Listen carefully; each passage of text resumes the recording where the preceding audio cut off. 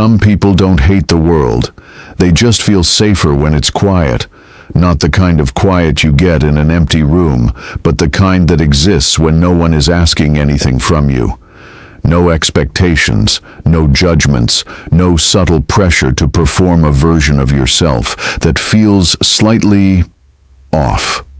For some, solitude isn't loneliness, it's relief. It's the only place where their nervous system finally exhales. And if you've ever felt that, if you've ever chosen your own company over a crowded room and then questioned what that says about you, there's a reason. A deeper one than people usually admit. Because the preference for solitude is rarely born in silence. It's usually shaped in noise. It begins in environments where being seen didn't always feel safe. Maybe your emotions were too much for someone. Maybe your thoughts were dismissed, interrupted, or quietly ignored. Not in dramatic, obvious ways, but in small, repeated moments. The kind that don't look like trauma from the outside. The kind that teaches you, slowly and subtly, that expressing yourself comes with a cost. So you adapt. You learn to hold things in, to filter your words, to read the room before you speak, to become hyper-aware of tone, timing, and reaction. And over time, this constant calculation becomes exhausting. Social interaction stops feeling natural. It starts feeling like a performance. This is what psychologists often refer to as micro-trauma.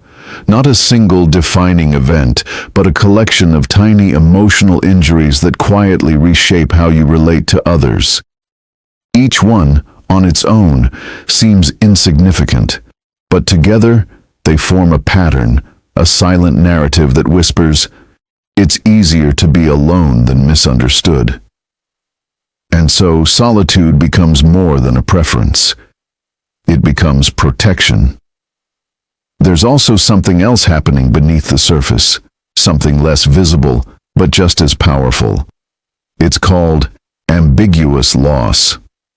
The experience of missing something that was never fully there to begin with.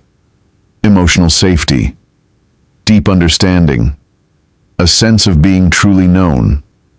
When that absence becomes familiar, you don't just grieve it, you normalize it. You stop expecting people to meet you at that depth. You stop reaching for connection in the same way. Not because you don't want it, but because some part of you has already decided it won't last. Or worse, that it will require you to shrink in order to keep it. So, you choose solitude instead, not out of bitterness, but out of quiet self-preservation. In solitude, there's no need to translate yourself, no need to explain why certain things matter to you, no need to anticipate reactions or soften your truth. You can exist as you are, unfiltered, uninterrupted, and finally, unjudged. And for a mind that has spent years navigating emotional complexity, this kind of space feels sacred. But here's where it becomes more layered. Because the same solitude that protects you can also begin to isolate you. Not immediately, not in obvious ways. It happens gradually. You start turning down invitations, not because you don't care, but because you're tired. You tell yourself you'll respond later, reach out later, reconnect later. But later keeps moving further away, and slowly your world becomes smaller, more controlled, more predictable, and safer, but also quieter than you expected. There's a paradox here that many people don't talk about. The people who crave solitude the most are often the ones who feel things the deepest. They're not disconnected. They're overwhelmed. Not uninterested, but overstimulated. Their inner world is rich, complex, and constantly active. And because of that, external noise feels intrusive, sometimes even threatening. So they retreat inward, into thoughts, into imagination, into reflection. And over time, this inner world becomes more real, more comfortable, and more reliable than anything outside of it. But this isn't just personality, it's conditioning. When connection has historically felt unpredictable, the brain starts associating closeness with risk. It becomes wired to prioritize emotional safety over social reward. So even when you meet people who are kind, understanding, and genuinely safe, your system doesn't immediately believe it. It hesitates. It scans for hidden meanings, for potential shifts, for signs that this, too, will eventually require you to compromise yourself. And this is where solitude deepens, not just as a habit, but as an identity. You begin to see yourself as someone who is better off alone, someone who doesn't need much, someone who prefers peace over people. And while there's truth in that, there's also a quiet defense embedded within it, because needing less often starts as a way to avoid being disappointed. There's also the weight of societal expectations. The constant messaging that being social, outgoing, and connected is the standard for a healthy life. That having a wide circle, frequent plans, and constant interaction equals fulfillment. So when you don't fit that mold, you start to question yourself. Why am I like this? Why do I feel drained so easily? Why does being around people feel harder than it seems for everyone else? And sometimes the world answers back with labels: introverted, distant, cold, antisocial. But those labels rarely capture the full story, because what looks like distance is often depth. What looks like detachment is often discernment, and what looks like isolation is often a carefully constructed boundary built from years of learning what hurts. There's also the emotional memory your body carries.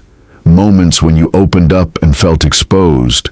Times when vulnerability wasn't met with care but with confusion, dismissal, or silence. These experiences don't just disappear, they embed themselves into your responses. So the next time you're faced with connection, your body remembers before your mind does. It tightens slightly, it pulls back. It suggests, gently but firmly, that maybe it's better to stay where it's safe. And safe, more often than not, means alone.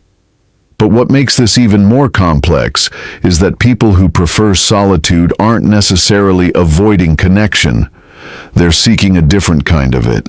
One that feels real. One that doesn't require performance. One that allows them to exist without constantly adjusting themselves. They're not looking for more people. They're looking for the right kind of presence. And until they find it, solitude feels like the closest thing to authenticity. There's also a quiet intelligence in solitude. It gives you space to think deeply, to observe patterns, to understand yourself in ways that constant distraction never allows. You become more aware of your emotions, your triggers, your internal dialogue. You notice things others might overlook, and in that awareness there's growth. But there's also a risk, because when all your understanding happens internally, without external reflection, your thoughts can start to loop. Assumptions can harden into beliefs, and beliefs, over time, can turn into invisible walls. Walls that don't just keep others out, but also keep you in. And maybe that's the hardest part to recognize, that what once protected you might now be limiting you. That the same solitude that gave you peace might also be quietly reinforcing the idea that connection is more dangerous than it actually is. And this is where the story begins to shift. Because at some point, the question stops being, why do I prefer being alone? And becomes something much deeper. What part of me learned that being with others meant losing myself? What part of me learned that being with others meant losing myself?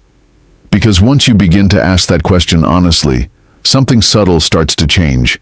The narrative shifts from "this is just who I am" to "this is what I had to become." And that distinction matters more than it seems. Because when solitude becomes identity instead of strategy, its consequences begin to unfold quietly.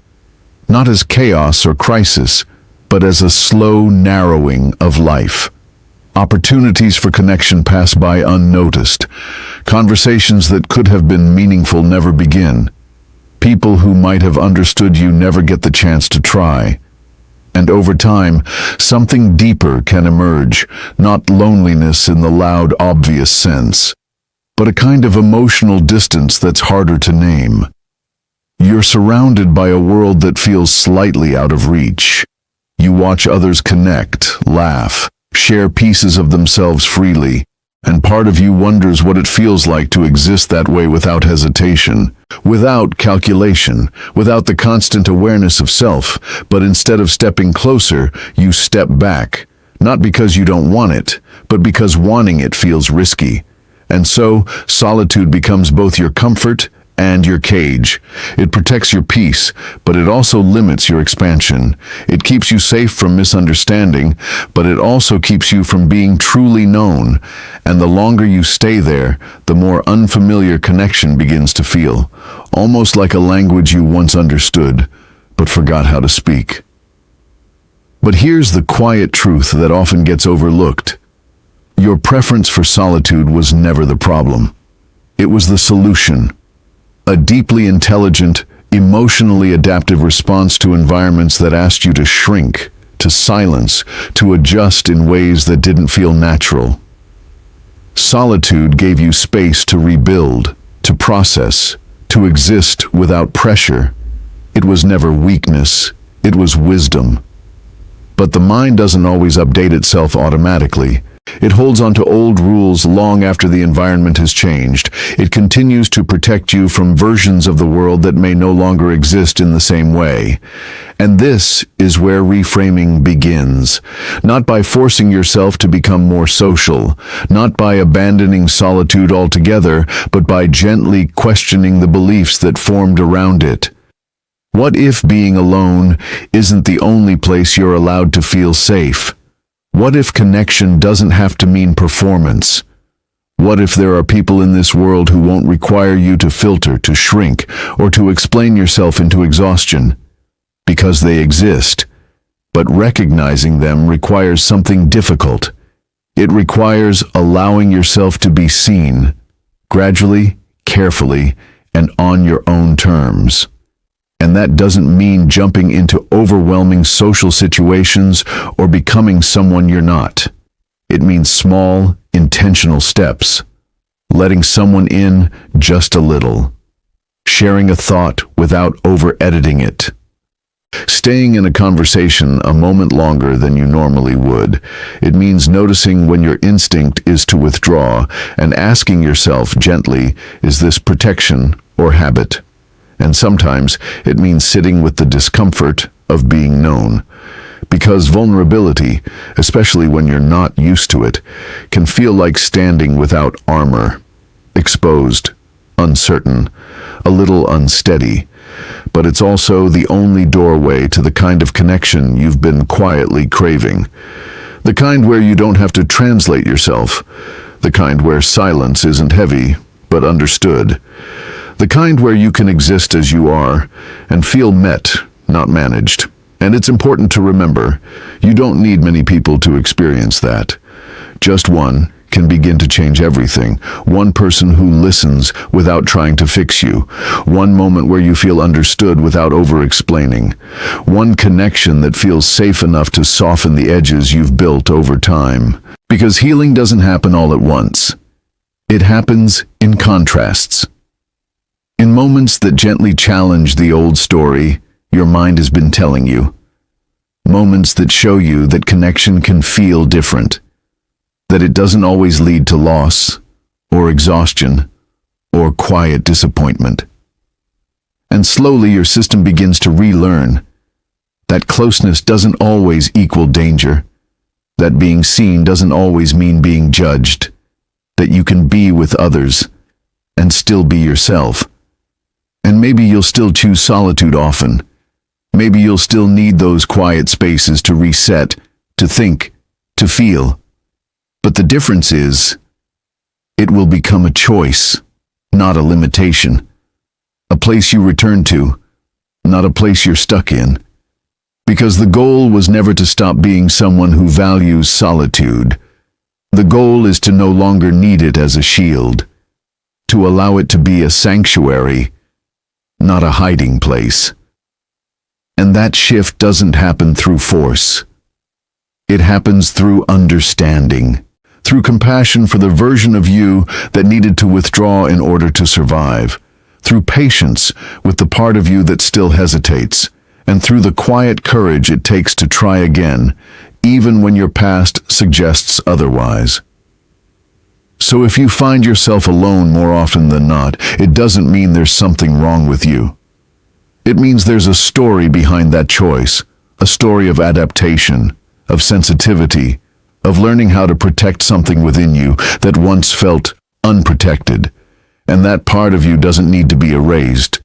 It just needs to feel safe enough to open the door, even slightly, because you were never meant to disappear into solitude. You were meant to find spaces, within yourself and with others, where you don't have to. And if this felt familiar, if somewhere in these words you recognized a piece of your own silence, then maybe this isn't just a preference. Maybe it's an invitation to redefine what connection means, to rediscover what it feels like to be understood, and to realize slowly and gently that you don't have to choose between peace and people. If this story resonated with you, you are not alone.